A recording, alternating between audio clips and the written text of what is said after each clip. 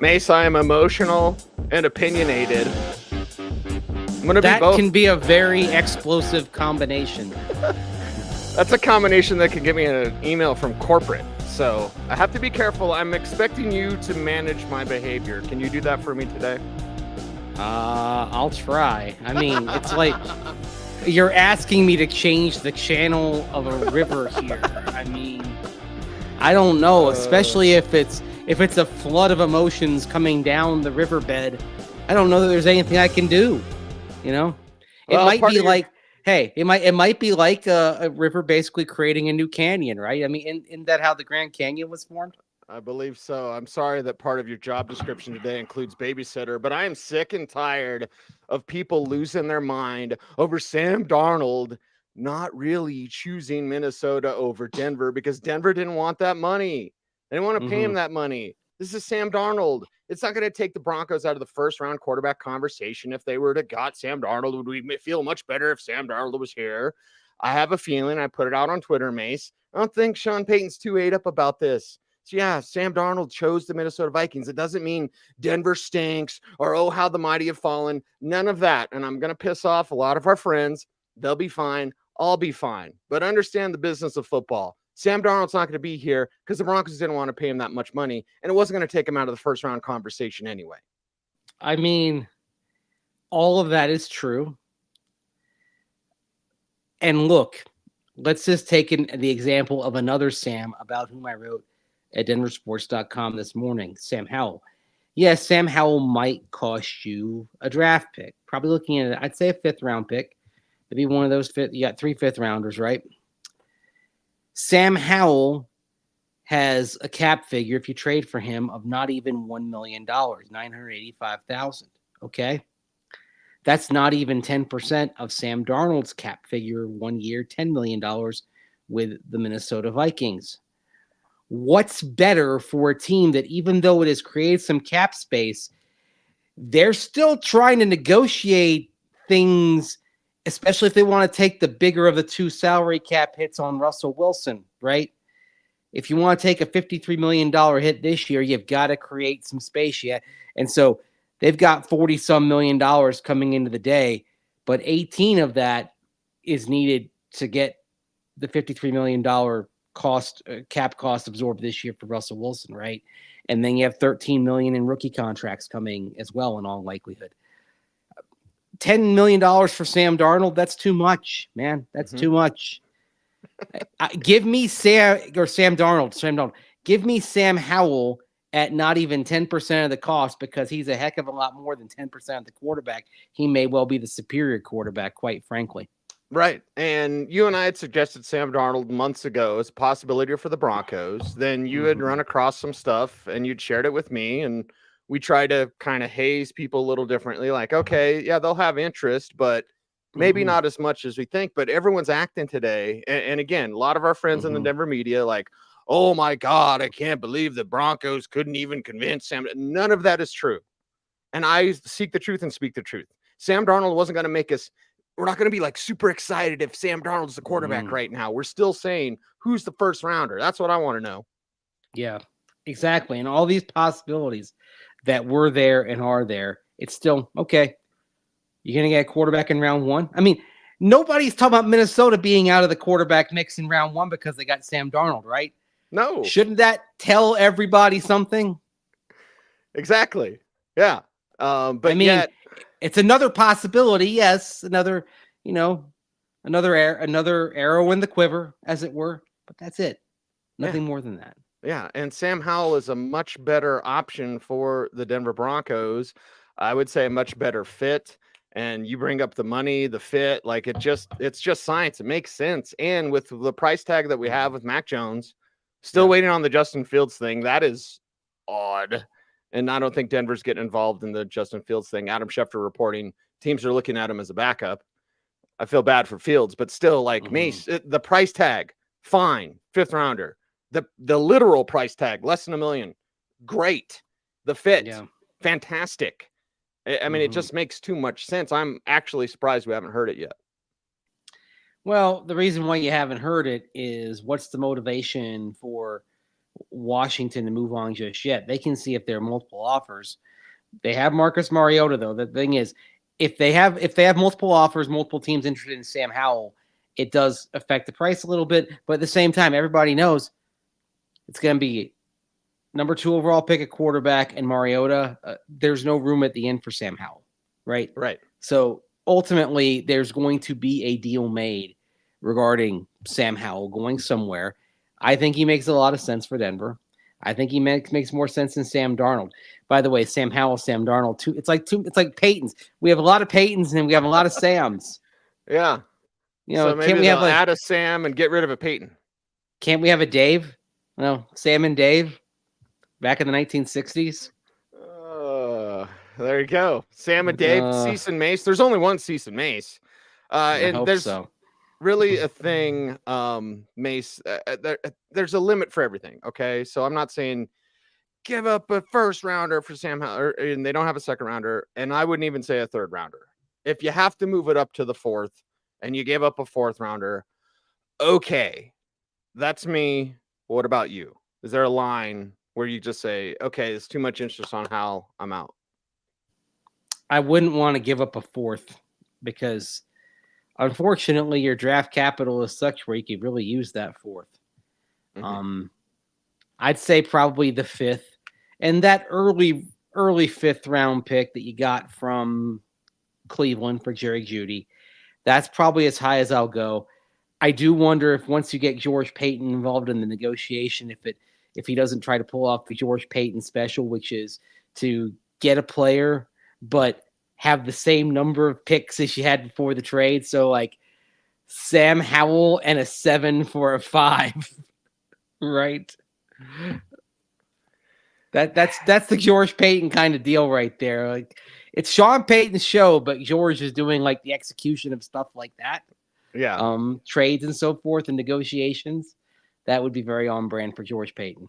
Can I have this conversation with you since you opened up that, Mace? I mean, you have someone that's shopping in the Jordan aisle, and then you have someone with them that's looking for the Sykes. And I don't know about you when you grow up, and maybe this is why I have 111 pairs of Jordans, down from 120. But when I was in high school, yeah.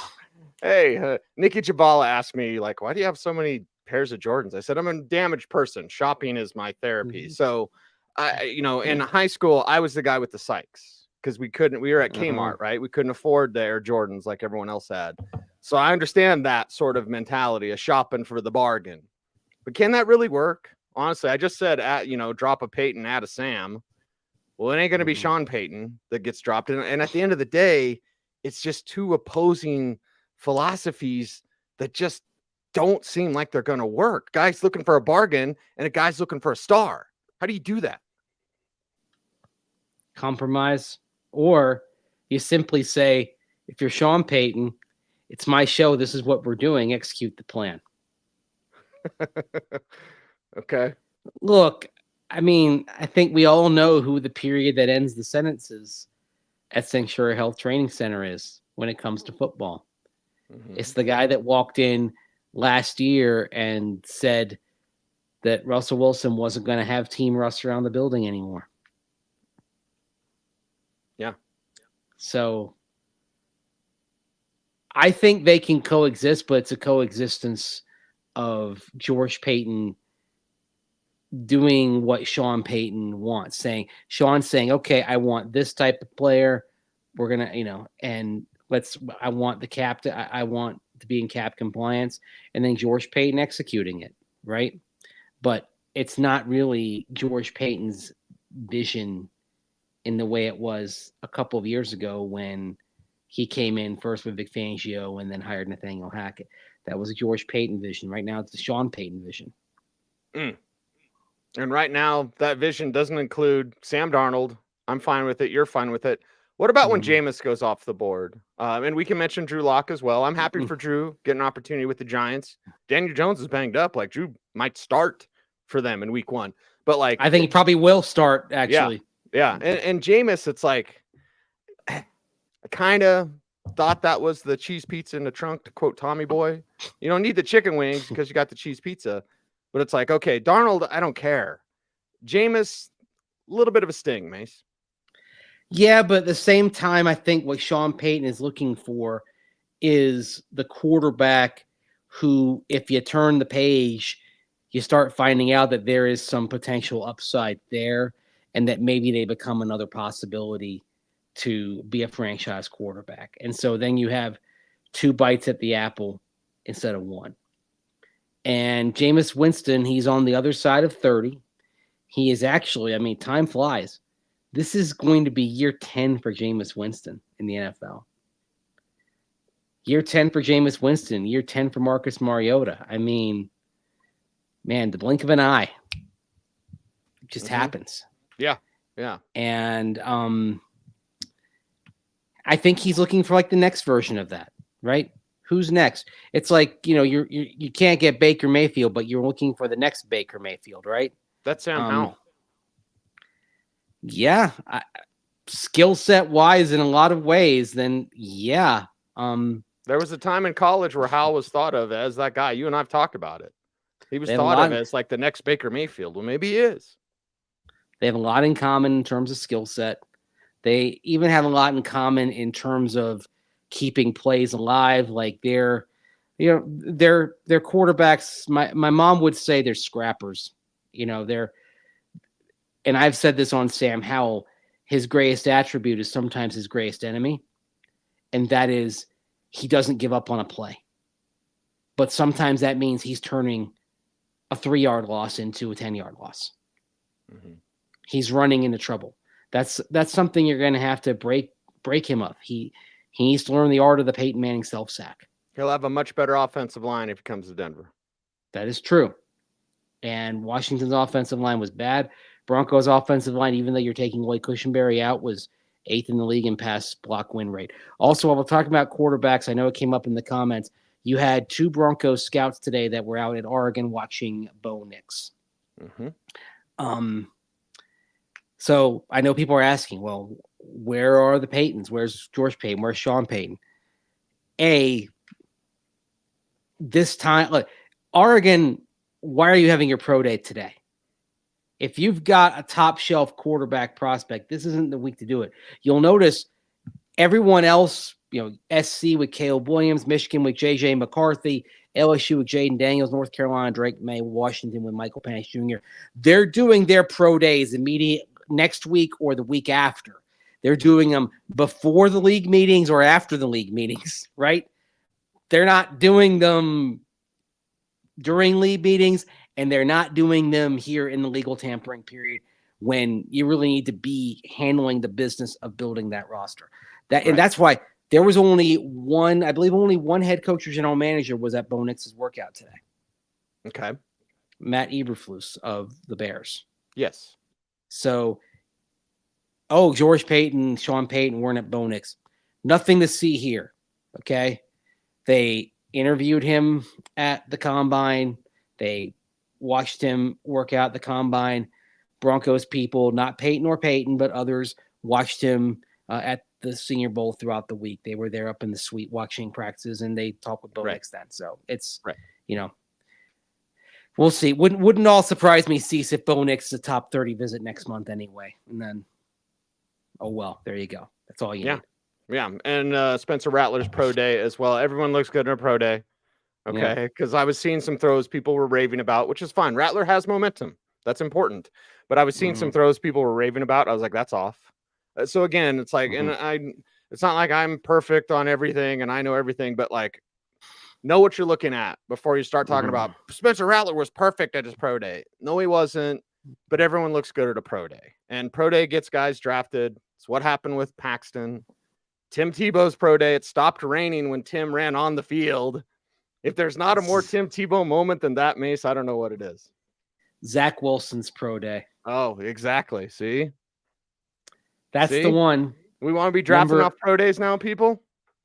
Remember where it was the second COVID draft, and it was not many people were in the BYU facility because they were still under protocols, and he dazzled that day.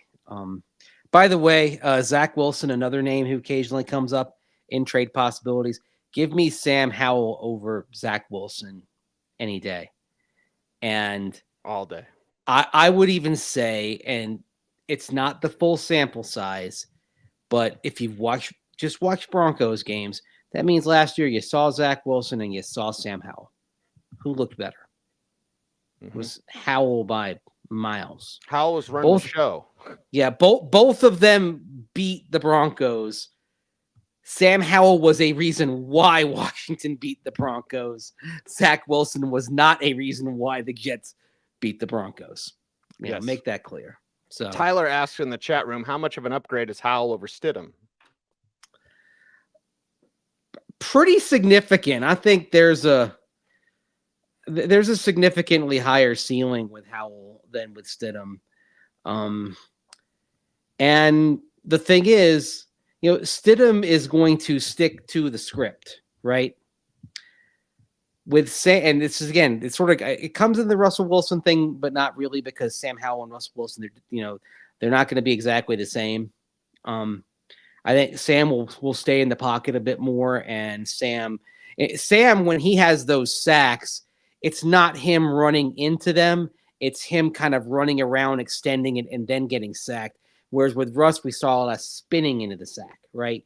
So it's kind of a different set. But Jarrett Stidham will operate in the pocket, will stay on schedule. When something breaks down, a block is missed. Right, the right route isn't run. Stidham's not going to be able to recover that. Sam Howell has the ability to recover that, and also I think Sam's just got more arm talent. I mean, look at the touchdown pass that he had to Terry McLaurin in the third quarter, where he's just zipping it in between defenders in the end zone. I mean, that's a tight window, and it's a bullet. That's not a club that Jarrett Stidham seems to have in his bag in the way that Sam Howell does. Right, and I like the idea of Howell and a rookie. Whether that's J.J. McCarthy, Drake May and Howell would almost be perfect, Mace. Really? I mean, because when I was excited about Howell, you told me about the guy behind him. You were the first person to tell me about Drake May when he wasn't even playing, because he was behind Howell. So I'd heard things. That would be nice. Yeah. Hell, if they like Texas guys, we're gonna get Malcolm Roach here in a little bit, Mace. But it's like, can you like a couple North Carolina guys? And they're not Mitchell Trubisky. Stop helmet scouting, everybody, please. Yeah. It's funny. I did not like Trubisky at all coming out. I liked Howell a lot more than I liked Trubisky. No, Trubisky was such a shock. Deshaun was my number one quarterback. Mahomes was number two. And then Trubisky, I didn't have a first-round grade on. So either way. And he was the first quarterback off the board that year. I mean, Deshaun Watson, before all the massage therapist stuff, was looking like he was going to be a top-tier quarterback for a long time. And then Mahomes, I will admit I was lower on Mahomes than you were, but I mean, I was intrigued. I just, at the time also, it was also wondering if that offense translated to the NFL, how much of a learning curve he was going to have.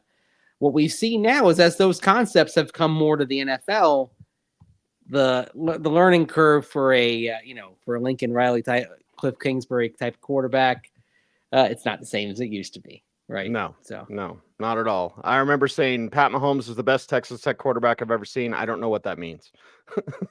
Okay, well, what's the competition? Billy Joe Tolliver? It's Graham Harrell, who was mean to me. He didn't say I have a punchable face like Pete here in the chat room. Pete, that's so mean. Why are you mean today, buddy? Are you okay? And Cliff Kingsbury, Texas Tech quarterback. Yeah. So they had a run. BJ Simmons, remember him? Oh my gosh. Yeah, we can run through the old Red They've Raiders had some quarterbacks. They've guns up, baby, but they've had some dudes who could sling it. Yeah, until they got to down the pros. in Lubbock. That wasn't any good. Not Texas Tech, but Texas. Malcolm Roach, you wrote about him at denversports.com. Mace, this is a really solid move, and another Longhorn added to this defense. They have 3 teammates now from that Longhorns team. Yeah, and what's interesting is with both Malcolm Roach and Brandon Jones, you're talking about guys who were rotational players last year, but very effective. Now, of course, Jones was a starter pre-ACL injury in 2022.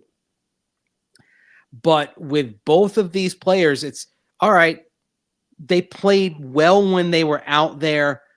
What will they do with a little bit more work? And Malcolm Roach specifically fills an absolute screaming need for the Broncos. Beyond quarterback, what's the next biggest need on this team? Is upgrading that run defense. Preach. Because until you figure that out, they're just going to run right at you. Easiest way to get from A to B. And in Malcolm Roach, you have a player who, according to the Pro Football Focus data, number 1 in the league in run stop percentage, 139 run plays, 23 stops, which are basically regarded as failures for the opposing offense, right? And against the run, that is a massive number. And he can draw double teams as well. I think he's going to do fine stepping up to a more expansive role. And I know what people are saying. Oh, another Sean Payton, player, like another Saint, right? Mm-hmm. Another Saint coming to Denver. As far as an affordable upgrade in the run defense, who was out there, right? And again, you're trying to play the money ball game here a little bit, which means you're going to be looking at those, maybe not second wave, but second tier guys, right? Players who have upside that, okay, you give them more playing time, they'll step up. You're trying to get out of these guys what 10 years ago the Broncos got from Manuel Sanders, turning him from a wide receiver 3 in Pittsburgh into a wide receiver 2 alongside Demaryius Thomas. Right. That's what you're going for. And when you've got some tough decisions to make in terms of cap accounting, this is what you have to do. You can't go to the top deck. You got to dive down a little bit. Yeah. And that's why Emmanuel, I've always said, Mace, he didn't have a 100-yard game in 4 years with Pittsburgh. He had like a 97-yard game once, but like he never had a 100-yard game. That's the type of value you're looking for now. So this is where the Broncos are at. This is where they're at. And I think any more signings you're going to see are probably going to look like this, because you've got multiple issues to take care of and not a lot of room to do it. I mean, we saw, PJ Locke. That's nice value for PJ Locke to bring him back. With Josey Jewell moving on, I know we're going to get to, we'll get a little more to him. Re-signing Jonas Griffith last month, coming off of missing last season with an injury, that becomes important. And now Jonas Griffith becomes somebody who probably has a chance to start. Now, I think they'll bring in somebody else as well, but I don't think it's going to be somebody with a huge contract, right? I mean, I see people that are saying out there, they're saying like, oh, go get Devin White. Unless Devin White's on the market 3 weeks from now, I don't think you're going to afford Devin White. Right. Okay. It's, again, you look at that $40-some million number, which whether you're going by spot track or over the cap, it's $40 million or it's $43 million. You look at that, but then go back to $18 million more for Russell Wilson if you're going to take the $53 million hit, $13 million for your rookie pool.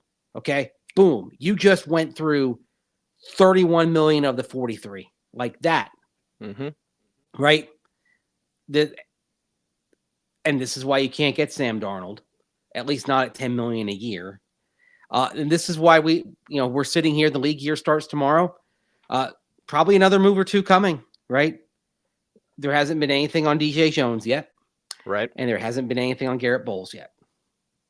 So I think we've got another accounting move here coming, whether it's we're talking about extending Garrett Bolles and getting some cap relief this year, extending DJ Jones, getting some cap relief this year, or moving on from DJ Jones. I expect by the time we do our show tomorrow, we're going to have an answer on both of them. And it'll be both, do you think? You think it'll be two moves? Because I would like an extension on Bolles. You know, I've said that before. Like, extend Bolles. And Jones is a little painful for me because he hasn't quite worked out the way that I thought he would. But I could see them just moving on from DJ Jones. I would like to see Roach and Jones work together. That's why I've thought DJ Jones is most likely gone, but now maybe you try to piece something together. again, depends how willing the player is to accept an extension. And for both of these players, because they're in the last years of their deals, you're talking about adding a year or two to their contract to decrease the cap number this year. Garrett Bolles' cap number is $20 million. So if you add a couple of years to that contract, you can knock that $20 million down to, say, $12 million. You give a guarantee that'll be spread over the length of the contract. So you're giving more of that guarantee cash. You'd have to do that with DJ Jones as well. I don't know if they're as willing to do that with DJ Jones as they are with Garrett Bolles, just because of how players of DJ's build, carrying a lot of weight on that frame. They don't tend to age very well. It's hard on the joints. There you go. Rudy asked us if we wouldn't shadow ban you, Rudy. No. We kicked out that guy that said I had a punchable face because he used an F-bomb. So you have to do that. We're not gonna tolerate it. Not gonna tolerate it. We don't have time. Have the lock stands found us, by the way? I don't think so. Not yet. I mean, we're happy for Drew, right? We're happy for Drew. I'm happy. I'm happy for him. Like someone's like, "Oh, you hate Locke." I don't hate Locke. No, not at all. Does it bother me that he and the quarterbacks in 2020 did the thing of destroying the contact tracers and then lied about it? Which you shouldn't do that. B, it's unbelievable. Exactly, it's unbelievably stupid when there are cameras everywhere. That was thing. An intelligence test. Yeah. Like I look at that and I'm like, okay. I mean, everyone who goes to that facility knows there are cameras all over the place. Nothing is to yourself except going to the bathroom, right? Someone says, "Take off your shirt and flex, Mace." Lion face. Lemon face.